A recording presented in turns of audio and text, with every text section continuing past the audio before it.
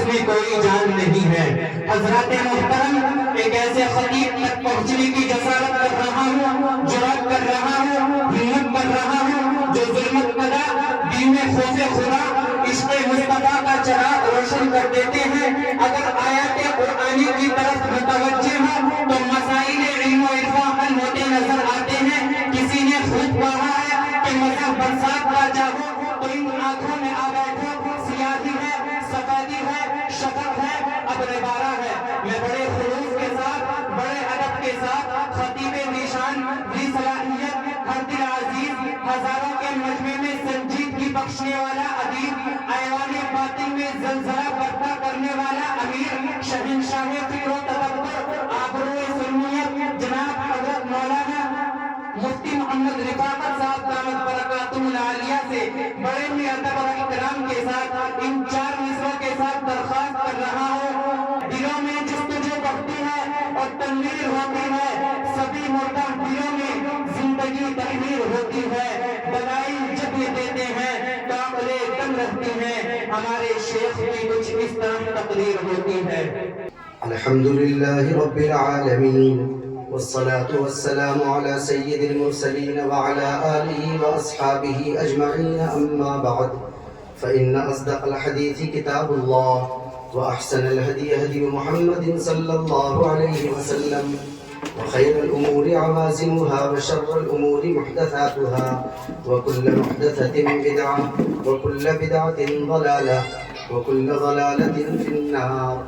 وبالسند المتصل منا إلى الشيخ الإمام الهمام الحافظ الحجة أمير المؤمنين في الحديث أبي عبد الله محمد بن إسماعيل بن إبراهيم بن المغيرة بن بردزبة الجعفي اليماني البخاري رحمه الله تعالى. اللهم انفعنا بعلومه وعلومهم آمين يا رب العالمين. أنه قال: باب قول الله: ونضع الموازين القسط ليوم القيامة وأن أعمال بني آدم وقولهم يوزن. وقال مجاهد: القسطاس العدل بالرومية، ويقال القسط مصدر المقسط وهو العادل، وأما القاسط فهو الجائر. وبه قال حدثنا أحمد بن أشكاب قال حدثنا محمد بن فضيل عن عمارة بن القعقاع عن أبي زرعة عن أبي هريرة رضي الله تعالى عنه وعنهم قال: قال النبي صلى الله عليه وسلم: كلمتان حبيبتان إلى الرحمن خفيفتان على اللسان ثقيلتان في الميزان سبحان الله وبحمده سبحان الله العظيم. عزت و احترام کے مستحق موقر حضرات علماء کرام اور اس ادارے میں پڑھنے والی عزیز طالبات اور یہاں موجود تمام ہی مائیں اور بہنیں، سب سے پہلے ہم اللہ کا شکر ادا کرتے ہیں کہ اس نے اپنے دین کی نسبت سے ہم سب کو یہاں جمع ہونے کا موقع عنایت کیا، اور شکر گزار ہیں کہ ہم اس بہت ہی بابرکت مجلس کا حصہ بنے۔ اللہ تبارک و تعالی ہماری حاضری کو قبول فرمائے اور اس میں کہنے سننے کے ذریعے کو اور وسیلے کو زندگی میں ہمارے لیے اچھی تبدیلی کا اور آخرت میں کامیابی کا ذریعہ بنائے۔ مجھے جو اس وقت گفتگو کرنی ہے مختصر وقت میں، اس میں 3 باتیں ہیں۔ نمبر 1 تو یہ حدیث ہے جو پڑھی گئی، یہ حدیث قرآن کے بعد سب سے زیادہ عظیم الشان کتاب بخاری کی آخری حدیث ہے۔ تو امام بخاری نے، جنہوں نے یہ تمام روایات اس کتاب میں جمع کی ہیں، انہوں نے کس باب میں، کس کتاب میں اور کس روایت کو، کس مضمون کو سمجھانے کے لیے بیان کیا، ایک بات تو ہم وہ کریں۔ اور دوسری بات ہوگی فارغ ہونے والی ہماری عزیز بچیوں کی خدمت میں اور ان کے واسطے سے تمام ہی پڑھنے والی طالبات کی۔ اور تیسری بات ہوگی یہاں پر موجود جو گھر کی سرپرست یعنی مائیں موجود ہیں، گھر کی ذمہ دار خواتین موجود ہیں، ان کی خدمت۔ تو میں دوبارہ سے کہہ دے رہا ہوں کہ میں صرف 3 باتیں کروں گا۔ ایک تو اس کا ترجمہ مطلب بیان کروں گا تھوڑا سا، اور دوسرا ایک بات ہوگی پڑھنے والی بچیوں کی خدمت میں، اور دوسری ہوگی گھر کی ذمہ دار خواتین کی خدمت میں۔ دعا کیجیے اللہ پاک مجھے صحیح کہنے کی توفیق دے اور ہم سب کو سمجھ کر عمل کی توفیق مرحمت فرمائے۔ سب سے پہلی بات، یہ جو کتاب ہے اس کے بارے میں جن کو علم ہے، جن کو علم نہیں وہ جان لیں کہ اللہ کی کتاب کے بعد جو بڑا درجہ ہے وہ ظاہر ہے کہ ہمارے نبی صلی اللہ علیہ وسلم کی باتوں کا، ہمارے نبی کی جو بات ہوتی ہے اسی کو حدیث کہتے ہیں۔ تو سب سے بڑی اللہ کی بات اور دوسرے نمبر پر رسول اللہ کی بات۔ اب وہ جو 1400 سال پہلے کا زمانہ تھا جس میں صحابہ ڈائریکٹ نبی کی بات کو سن لیا کرتے تھے، تو ان کے لیے تو ہر بات ہی اعلیٰ درجے کی ہوتی تھی، اس لیے کہ اس میں کوئی بیچ میں واسطہ ہی نہیں ہوتا تھا کہ مجھ سے فلاں نے یہ بات بتائی ہے کہ حضور نے ایسا کہا، بلکہ سب لوگ اسی مجلس میں ہوتے تھے اور ڈائریکٹ حضور سے سن لیا کرتے تھے۔ لیکن اب ہم 1400 سال کے بعد ہیں، ہمارے اور ہمارے نبی کے درمیان بہت سارے واسطے آ گئے کہ اب جب ہم بیان کریں گے کہ حضور نے یہ بات بتائی ہے تو ہمیں بتانا پڑے گا کہ ہم سے ہمارے استاد نے بتایا، اور ہمارے استاد کہتے ہیں کہ ان سے ان کے استاد نے بتایا، ان کے استاد کہتے ہیں کہ ان سے ان کے استاد نے بتایا، تو یہ سلسلہ ہمیں 1400 سال تک لے جانا پڑتا، تو بیچ میں چیک کرنا پڑتا ہے کہ بیچ میں بیان کرنے والے ٹھیک ہیں یا نہیں ہیں۔ یہ میں تھوڑا سا سمجھا رہا ہوں، مائیں بہنیں غور سے سنیں، آسان لفظوں میں بتا رہا ہوں۔ اب جن لوگوں نے ان لوگوں سے روایتیں جمع کر کے کتابیں بنائی، تو ان میں سب سے زیادہ قابل اعتماد جو کتابیں بنی ان میں سے بڑے مرتبے والی کتاب ہے امام بخاری کی یہ کتاب جسے بخاری شریف کہتے ہیں۔ یعنی اب یہ مانا جاتا ہے کہ قرآن کے بعد سب سے زیادہ مستند، سب سے زیادہ اعتماد کے قابل ہمارے نبی کی باتوں کو بیان کرنے کے سلسلے میں اگر کوئی کتاب ہے تو وہ بخاری ہے۔ اس کا مطلب یہ نہیں کہ اور کتابیں نہیں ہیں قابل اعتماد۔ امام مالک کی کتاب ہے موطا جس کا نام ہے، وہ بھی بہت اعلیٰ درجے کی کتاب ہے، بلکہ بعض علماء فرماتے ہیں کہ بخاری سے بھی بلند ہے۔ لیکن ایک چیز ہوتی ہے جو سماج میں چل پڑتی ہے، جسے قبولیت حاصل ہو جاتی ہے، تو اس اعتبار سے سب سے بڑی کتاب بخاری شریف۔ امام بخاری رحمۃ اللہ علیہ جنہوں نے یہ خدمت انجام دی، انہوں نے اس کتاب کو شروع کیا ہے تو سب سے پہلے لکھی ہے کتاب الایمان۔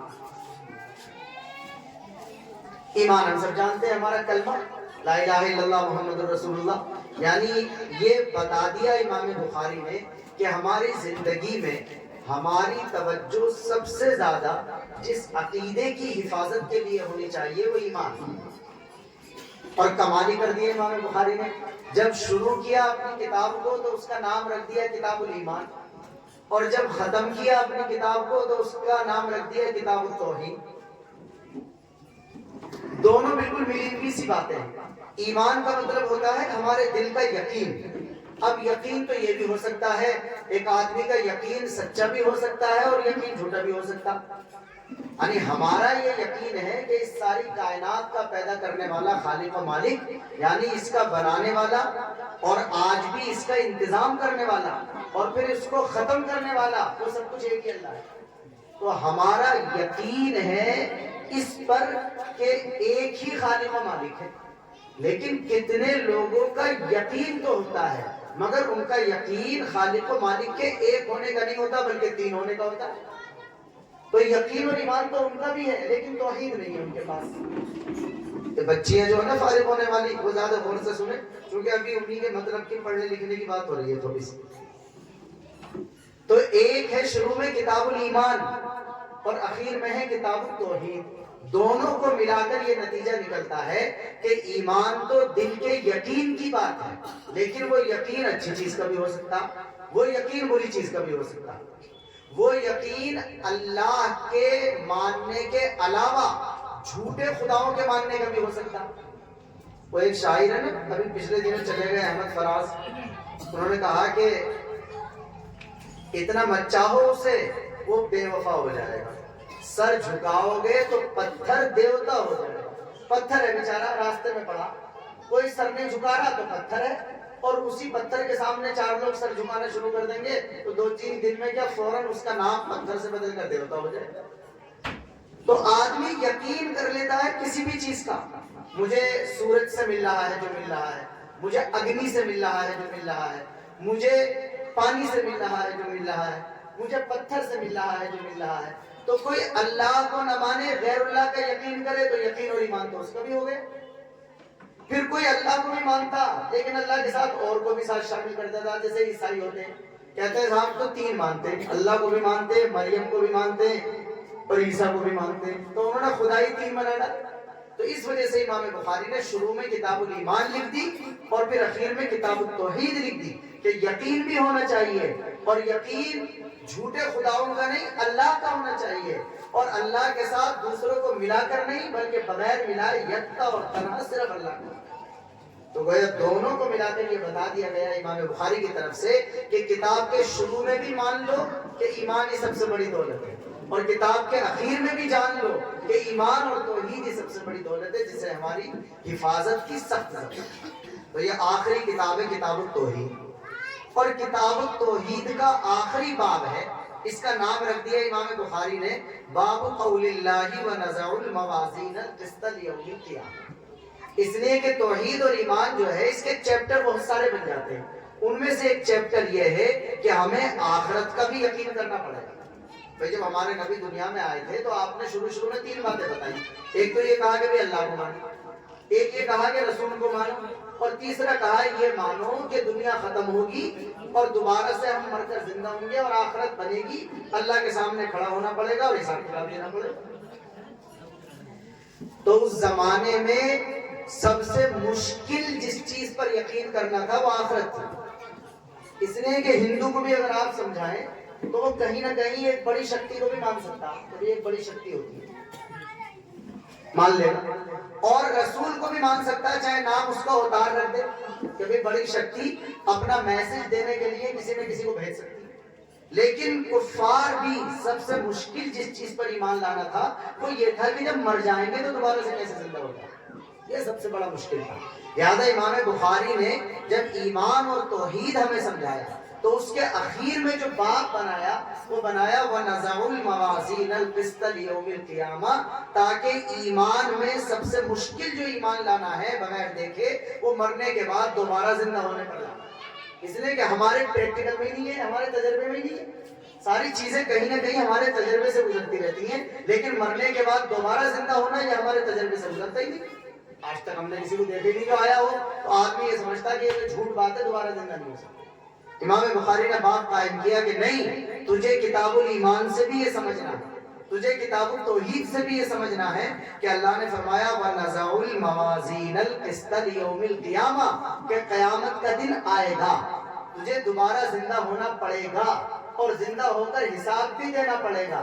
ہم وہاں ترازو رکھیں گے اور پوری دنیا کے اعمال اچھے اور برے تولیں گے اور تول کر تجھے رزلٹ بھی دیں گے کہ تیری ترازو میں اچھے اعمال زیادہ بھاری ہو رہے ہیں یا برے اعمال زیادہ بھاری ہو رہے ہیں۔ تو امام بخاری نے باب قائم کیا، بچیاں دیکھیں ترجمے کی طرف آئیں کہ اللہ کا فرمان ہے وَنَزَعُ الْمَوَازِينَ الْقِسْطَ لِيَوْمِ الْقِيَامَةِ، کہ ہم قیامت کے دن انصاف کی ترازو قائم کر دیں گے، یعنی دنیا میں بھی انصاف کا فوٹو لگا رہتا اور عدالتوں کے سامنے ترازو چھپی رہتی ہے، یہ دکھانے کے لیے کہ ہم بالکل سونے کی تول رہے ہیں لیکن لوہے کی بھی تولتے نہیں انسان، سونے کی تولنا دور کی بات، لوہے والی بھی تول نہیں تولتے، نا انصافی کی تولتے۔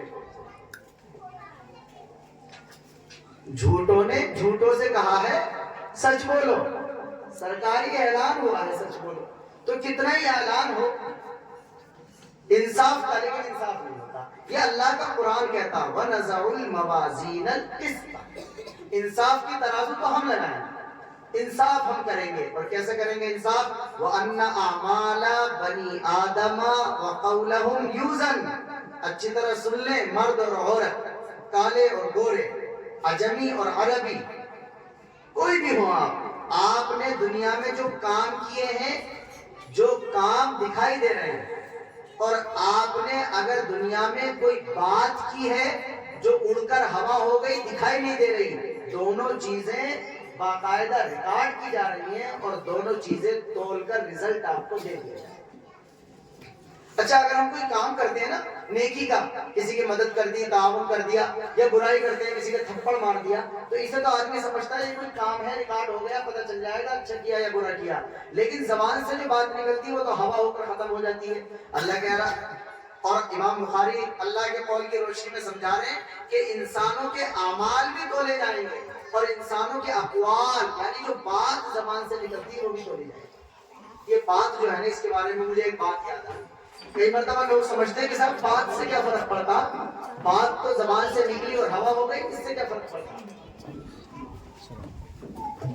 ایک صاحب آئے تھے ہمارے بہت بڑے عالم کے پاس، اور انہوں نے ان سے مفتی صاحب سے یہ پوچھا کہ بھئی آپ لوگ یہ کہتے ہیں کہ اگر کوئی لا الہ الا اللہ محمد رسول اللہ پڑھ لے تو وہ مسلمان ہو جائے، اور اس کے سارے پرانے جو کام ہوتے ہیں کفر کے زمانے کے وہ ڈیلیٹ ہو جاتے ہیں اور وہ تازہ بندہ بن جاتا ہے ایک ایمان والا۔ تو وہ تو اس نے زبان سے پڑھا لا الہ الا اللہ، زبان سے پڑھا ہوا ہو گیا، ہوا بن گیا، اب اس میں کیا فرق پڑ گیا؟ اب انہوں نے سوچا اس باولے آدمی کو کیسے سمجھایا جائے، اور انہوں نے یہ کیا کہ بھئی میں تجھے سمجھا تو دوں گا لیکن تجھے میں کچھ پڑھوں گا زبان سے، تجھے گالیاں دینی پڑیں گی، مطلب بات جب ہی سمجھ میں آئے گا۔ اب انہوں نے اس نے کہا جی ٹھیک ہے سمجھاؤ، تو حضرت نے اسے گالیاں دینی شروع کر دی، تیری فلاں کی اور تیری فلاں کی۔ اب جیسے اسے برا بھلا کہنا شروع کیا تو اس کا رنگ بدلنا شروع ہو گیا، لال پیلا ہونا شروع ہو گیا، غصہ آنا شروع ہو گیا۔ کہا جناب کیا بات ہے، آپ کیسی باتیں کر رہے ہیں، آپ کا دماغ خراب۔ بولے بھی میں جو بول رہا ہوں تو ہوا ہے، تیرے جسم پہ کیوں اثر پڑ رہا ہے؟ یعنی میری زبان سے اگر کوئی چیز نکل گئی وہ ہوا بن گئی تیرے بات کے اعتبار سے، اور اس کا کوئی اثر نہیں ہوتا، تو جب میری زبان سے گالی نکل رہی ہے وہ ہوا ہو گئی، تیرا رنگ بھی بدل جاتا۔ اس کا مطلب یہ ہے کہ آپ کے اعمال بھی اہمیت رکھتے ہیں اور آپ کے اقوال بھی اہمیت رکھتے ہیں، اور قیامت کے دن جیسے آپ کے اعمال کا رزلٹ آئے گا توڑ کر، آپ کی باتوں کا بھی رزلٹ آئے گا۔ تو فرماتے امام بخاری کہ انسان کے اعمال ہوں یا انسان کی باتیں ہوں تو لی جائیں۔ ایک بڑے ڈکشنری کے امام ہیں مجاہد، ان کا حوالہ دیا امام بخاری نے، وہ کہتے ہیں کہ اس میں قسطاس کا ایک مادہ استعمال ہوا ہے، اس کے معنی رومی زبان میں انصاف کے آتے ہیں، اور پھر عربی ڈکشنری جو ہماری بچیاں جانتی ہیں نا، شروع میں میزان وغیرہ پڑھائی جاتی ہے، اس میں ایک مجرد کا باب ہوتا ہے، ایک مزید فی کا باب ہوتا ہے۔ تو اس میں امام بخاری سمجھا رہے ہیں کہ القسط جو ہے یہ اگر مزید فی باب افعال کا مصدر مانا جائے تو اس کے معنی آتے ہیں انصاف کرنا، لیکن اگر اس میں سے باب افعال میں جو حرف کا اضافہ ہوتا ہے اسے ختم کر دیا جائے اور مجرد میں چلا جائے تو پھر اس کے معنی آ جاتے ہیں ظلم کرنا۔ ایسا لفظ از قبیل ازداد ہوتا ہے، یعنی ایسے معنی ہوتے ہیں جو ایک دوسرے کی ضد ہوتے ہیں۔ یہی قاف سین طا اگر یہ مجرد میں آئے گا تو اس کے معنی ہو جائیں گے ظلم کرنا، اور اگر یہ مزید فی میں چلا جائے گا تو اس کے معنی ہو جائیں گے انصاف کرنا۔ یعنی المقسط اس میں فاعل اگر بولا جائے مزید فی سے تو اس کے معنی ہوتے ہیں انصاف کرنے والا، اور اگر القاسط اس میں فاعل بولا جائے مجرد سے تو اس کے معنی آتے ہیں ظلم کرنے والا۔ یہ تھی کلاس کی بات۔ اس کے بعد اب روایت ہے، امام بخاری کہتے ہیں کہ ہم سے ہمارے استاد احمد ابن اشکاب نے یہ روایت بتائی تھی، وہ کہتے ہیں کہ ہم سے ہمارے استاد محمد ابن فضیل نے یہ والی روایت بتائی تھی، وہ کہتے ہیں کہ ہمیں ہمارے استاد عمارہ ابن قعقاع نے یہ روایت بتائی تھی، وہ کہتے ہیں کہ ہمیں ہمارے استاد ابو زرعہ نے یہ حدیث سنائی تھی، وہ کہتے ہیں کہ ہمیں ہمارے استاد اللہ کے نبی کے صحابی حضرت ابو ہریرہ رضی اللہ تعالیٰ عنہ نے یہ روایت بتائی تھی، اور حضرت ابو ہریرہ ڈائریکٹ ہمارے نبی کے شاگرد ہیں، وہ یہ کہتے ہیں کہ ہمیں یہ بات ہمارے استاد جناب رسول اللہ صلی اللہ علیہ وسلم نے بتلائی تھی کہ آپ نے یوں فرمایا کہ دیکھو کلمتان حبیبتان الی الرحمن، دو کلمے ہیں، کلمہ وہی ہے جو زبان سے نکلے، جسے قول کہتے ہیں نا، بات، وہی کلمہ جو زبان سے نکلے، کہ دو باتیں ہیں، اور کیسی کوالٹی کی باتیں ہیں وہ دو، حبیبتان الی الرحمن، یہ دونوں باتیں اللہ میاں کو بہت پسند ہے۔ وہ اللہ میاں کو اگر کوئی بات پسند ہوگی تو کئی مرتبہ آدمی کو ڈر لگتا ہے کہ پتہ نہیں کتنا بڑا پہاڑ کھودنا پڑے گا کہ جو اللہ کو پسند آ جائے گا ہمارا عمل۔ اس لیے کہ آج کل 2 ٹکے کے محبوب کو بھی اگر آدمی امپریس کرنا چاہے تو بہت محنت کرنی پڑتی ہے۔ اب اللہ اگر ہم سے محبت کرے کسی کلمے کی بات پر تو لگتا ہے پتہ نہیں ہو سکتا اتنی لمبی 1000 دانے کی تصویر پڑھنی پڑے گی جس میں کئی گھنٹے لگیں گے، اس لیے کہ اللہ کے نبی نے فرمایا 2 باتیں ہیں جن کی کوالٹی یہ ہے کہ وہ اللہ کو بہت پسند ہے۔ اب بڑا ڈر لگا کہ پتہ نہیں کتنی مشکل باتیں ہوں گی، تو اللہ کے نبی نے فرمایا ٹینشن مت لو، خفیفتان علی اللسان، زبان سے ان دونوں باتوں کو بولنا بالکل آسان، کوئی زیادہ مشکل نہ. اب جب آسان ہے تو کئی خطروں کے بھی ہو سکتا ہے ثواب بھی کمی ہو اس کا، جب محنت کم ہے تو ثواب بھی کم ہونا چاہیے. اللہ کے نبی نے فرمایا نہیں، ثقیلتان فی المیزان، یہ ہیں تو آسان والی دو باتیں لیکن یہ زبان پر آسان ہے، لیکن وہ والی ترازو جو آخرت میں اللہ تعالیٰ بنائے گا اور رکھے گا، جس میں تولے جائیں گے ہمارے اعمال اور وزن، اس میں جب اللہ تعالیٰ ان دونوں باتوں کو تولے گا تو ثقیلتان فی المیزان، ان کا وزن بہت زیادہ بڑھ جائے گا. تو اللہ کے نبی نے فرمایا دو باتیں ہیں، دو کلمے ہیں، اللہ کو بہت پسند ہے اور زبان سے ان کا ادا کرنا بالکل آسان ہے اور ترازو میں ان کا بڑا وزن ہوگا. کیا ہیں وہ دونوں باتیں؟ سبحان اللہ و بحمدہ سبحان اللہ العظیم. بس یہ دو جملے آپ بھی آہستہ سے کہہ لیجئے، بعد میں کہتے رہیے گا سبحان اللہ و بحمدہ سبحان اللہ العظیم. بس ان دونوں کا مطلب بتا رہا ہوں، پھر اگلی بات کی طرف آؤں گا. دیکھیں جب ہم اللہ کی تعریف کرتے ہیں، کسی کی بھی تعریف کرتے ہیں تو تعریف کے دو طریقے ہوتے ہیں. ایک طریقہ یہ ہوتا ہے کہ جس کی ہم تعریف کرنا چاہتے ہیں اس کے بارے میں یہ بتانا رہتا ہے کہ یہ بندہ ایسا ہے جس کے اندر کوئی کمی نہیں. تعریف 50% ہوتی ہے اس طرح کہ ان میں یہ کمی نہیں ہے، یہ کمی نہیں ہے، یہ کمی نہیں ہے، یہ کمی نہیں ہے، یہ ہو گئی 50%. اور 50% تعریف جب مکمل ہوتی ہے جب آگے یہ بتایا جائے کہ ان میں یہ والی خوبی ہے، یہ والی خوبی ہے، یہ والی خوبی ہے، یہ والی خوبی ہے. مثال کے طور پر میں بھی یہاں مہمان بن گئے اور اکابر ہمارے موجود ہیں. اب ہمارے عزیز گرامی اگر یہ کھڑے ہو کر تعریف کریں جیسے اپنے مہمان کی کرتے ہیں، تو اگر بس اتنی تعریف کریں کہ بھئی یہ جو حضرت آئے ہیں یہ جھوٹ نہیں بولتے، یہ چوری بھی نہیں کرتے، یہ گالی بھی نہیں دیتے، تو یہ کوئی پوری تعریف تو نہیں ہوئی نا. آدھی تو ہو گئی کہ ہاں یہ بری بری باتیں نہیں ہیں، لیکن آگے بھی تو ہونی چاہیے کہ یہ حافظ بھی ہیں، یہ ایسے بھی ہیں، یہ ویسے بھی ہیں، یہ ڈبل پیسے بھی ہیں. تو جب 50% تعریف ہوتی ہے کہ یہ نہیں ہے، یہ نہیں ہے، یہ نہیں ہے، یہ اسے کہا جاتا ہے سبحان اللہ. اور جب اگلی 50% تعریف ہوتی ہے تو اسے کہا جاتا ہے الحمدللہ. اب آپ تیسرا کلمہ بھی پڑھتے ہیں تو کہاں سے شروع ہوتا ہے؟ سبحان اللہ والحمدللہ. سبحان اللہ کا مطلب ہے ہمارا اللہ پاک ہے، کس چیز سے؟ جھوٹ نہیں بولتا، ظلم نہیں کرتا، ناانصافی نہیں کرتا، کسی کو نہیں ستاتا. یعنی جو بھی انسان برائی کا تصور کر سکتا ہے ان میں سے رتی برابر کوئی برائی ہماری اللہ کی ذات کے اندر. یہ مطلب ہوتا ہے لفظ سبحان اللہ. یاد رکھنا مائیں بہنیں بھی کہ ہم پڑھتے ہیں لیکن مطلب نہیں سمجھتے. تو جب آپ سبحان اللہ بولا کریں، آپ اثر کے بعد کہتے ہیں سبحان اللہ سبحان اللہ سبحان اللہ سبحان اللہ. کیا مطلب ہوتا؟ میرا اللہ پاک ہے، میرا اللہ پاک ہے، میرا اللہ پاک ہے، کوئی عیب نہیں، کوئی کمی نہیں، کوئی نقص نہیں، کوئی کمزوری. تو یہ سبحان اللہ ہو گیا. اس کے بعد کیا آتا؟ الحمدللہ. الحمدللہ کا مطلب ہے ساری تعریفیں اللہ کی ہیں، کوئی اور تو تعریف کے قابل ہی نہیں ہے. مثال کے طور پر میں بات کر رہا ہوں، آپ کہیں گے صاحب بڑا قابل آدمی ہے، میری یا تو زبان کی تعریف کریں گے تو زبان میں نے بنائی ہے، آپ کسی کے دماغ کی تعریف کریں گے تو دماغ اس نے بنایا ہے کیا؟ یعنی ایک یاد رکھیے میرا یہ لفظ، آپ پہاڑ کی تعریف کریں یا تنکے کی تعریف کریں، حقیقت میں وہ تعریف صرف اللہ کی. جب آپ تعریف کرتے ہیں کسی بلڈنگ کو دیکھ کر کہتے ہیں تو بھئی بڑی شاندار بلڈنگ ہے، تو دیکھنے میں ایسا لگ رہا ہے کہ ہم بلڈنگ کی تعریف کر رہے ہیں، لیکن یہ اپنے آپ تھوڑی لگ گئی تھی اینٹیں، یہ سیمنٹ اپنے آپ تھوڑی چپک گیا تھا. جب ہم بلڈنگ کی تعریف کرتے ہیں تو دیکھنے میں بلڈنگ کی ہوتی ہے مگر حقیقت میں مستری کی ہوتی ہے. اور غور کرنا، پھر حقیقت میں مستری کی بھی نہیں ہوتی، انجینئر کی ہوتی ہے، اس نے نقشہ بنایا تھا. پھر انجینئر کی بھی کیا ہوتی ہے؟ اس کے دماغ کی ہوتی ہے، اور دماغ اس نے اپنے آپ بنایا ہے، اللہ نے دیا. تو آپ چاہے تنکے کی تعریف کریں، چاہے آپ پہاڑ کی تعریف کریں، حقیقت میں وہ تعریف صرف کس کی ہوتی ہے؟ اللہ کی. یہی پیغام ہے قرآن کی سب سے پہلی آیت کا، الحمدللہ رب العالمین. جب ہم سورہ فاتحہ میں الحمدللہ رب العالمین پڑھتے ہیں تو گویا ہم زبان سے یہ کہہ رہے ہوتے ہیں کہ دنیا میں کوئی اس قابل ہے ہی نہیں کہ اس کی تعریف کی جا سکتی ہو. تعریف کے قابل اگر کوئی ہے تو صرف اللہ، صرف اللہ، صرف اللہ.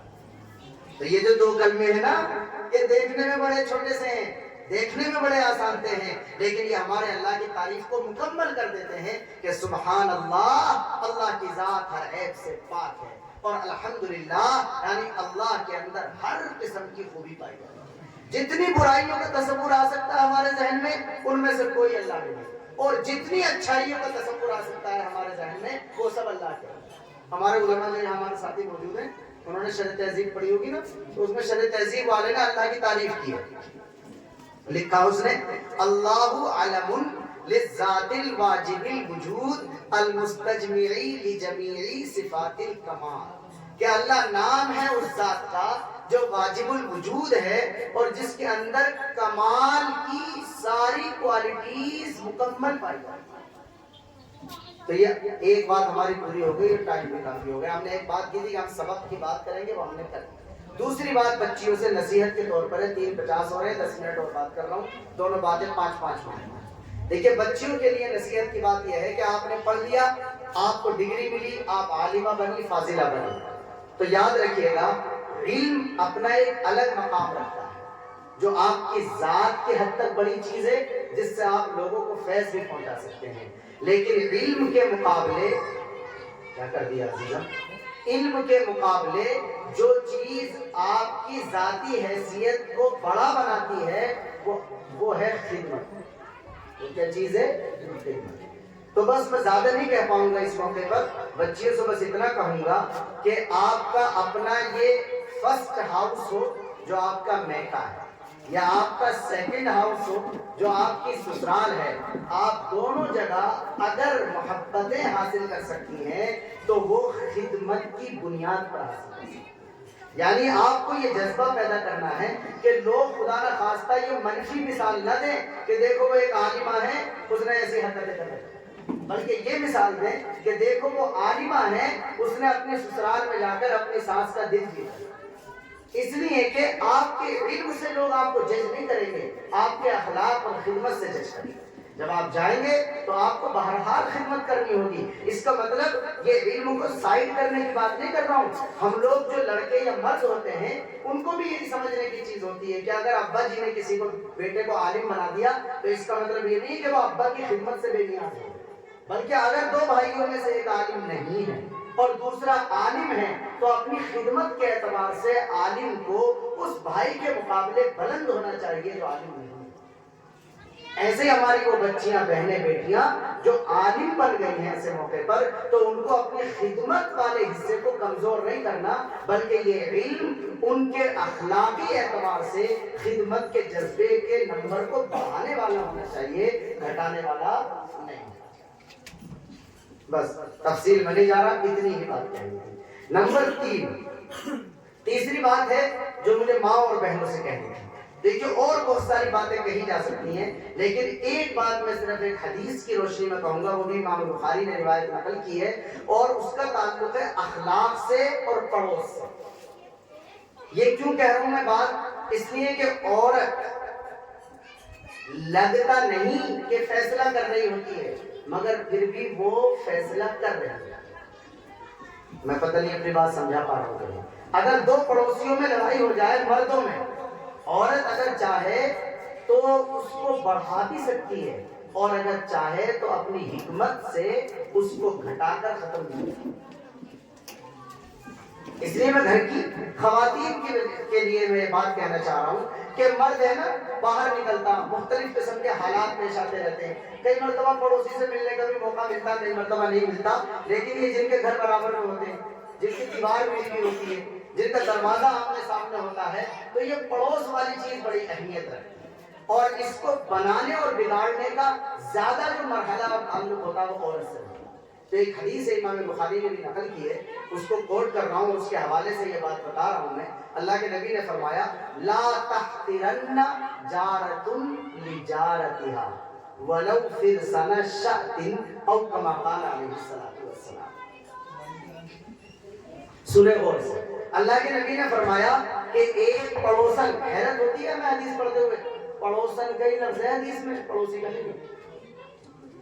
اس روایت کے بین السطور سے اور لوجک سے اندازہ ہوتا ہے کہ یہ جو میں نے ابھی بات بتلائی ہے, یہ والی بات جو میں کہہ رہا ہوں کہ اس کا تعلق مردوں سے اتنا نہیں جتنا عورتوں سے. اللہ کے نبی نے فرمایا کوئی پڑوسن اپنی پڑوسن کے لیے گفٹ ٹائپ دی جانے والی کسی چیز کو ہلکا نہ سمجھے، چاہے وہ چٹنی کے لیے کام آنے والا دھنیا ہی کیوں نہ ہو۔ کوئی حدیث میں معاف فرمائے، حدیث میں بکری کی کھلی کا ذکر ہے، میں نے اسے دھنیا کر دیا سمجھانے کے لیے۔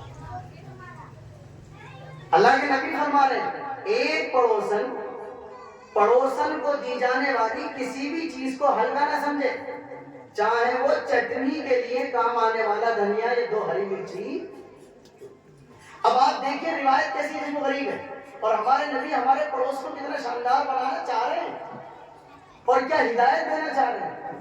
اس سے کتنی چیزیں ملتی ہے، کتنی چیزیں نکلتی ہیں اس روایت سے، اتنی چیزیں نکلتی ہیں کئی دن کا سبق ہو جائے گا۔